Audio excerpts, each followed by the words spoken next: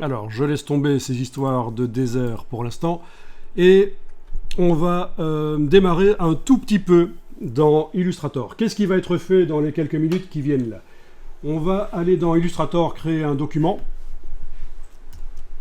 Oui, je vais prendre la version 2022, c'est celle que vous avez. La 2023 est récente là, donc je ne vais pas m'y aventurer maintenant. Vous connaissez ça? Non? Personne ne connaît? Ce qui est en panneau d'accueil là? Ah tiens, c'est étonnant. On en parle énormément ces temps-ci. C'est la nouvelle série du Seigneur des Anneaux qui est sortie sur une plateforme et dont on parle pas mal parce que le scénario est discutable, premièrement. Et deuxièmement, parce que chaque épisode coûte à peu près 60 millions de dollars, ce qui est une première. Oui, c'est pour ça que vous avez ça fait référence à ce qui se passe au niveau culturel pour l'instant. Bien. Donc, vous avez quelque chose qui est apparu, un panneau d'accueil que je n'ai pas chez moi. Alors, ce que je vais faire, c'est que je vais faire en sorte que le panneau d'accueil apparaisse. Parce que moi, je l'avais désactivé parce que je trouvais ça ennuyeux.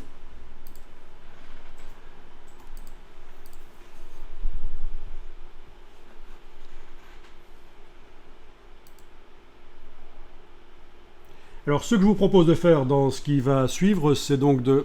Mince, j'ai appuyé sur le mauvais maintenant. C'est pas celui-là que je devais ouvrir. J'avais dit que je prenais le 2022 pour être comme vous. Donc, on va parler du texte, des titres rapidement, du texte avec peu de mots, peu de lettres, peu de caractères. Dans Illustrator, quelque chose de très important, ce qu'on appelle le kerning.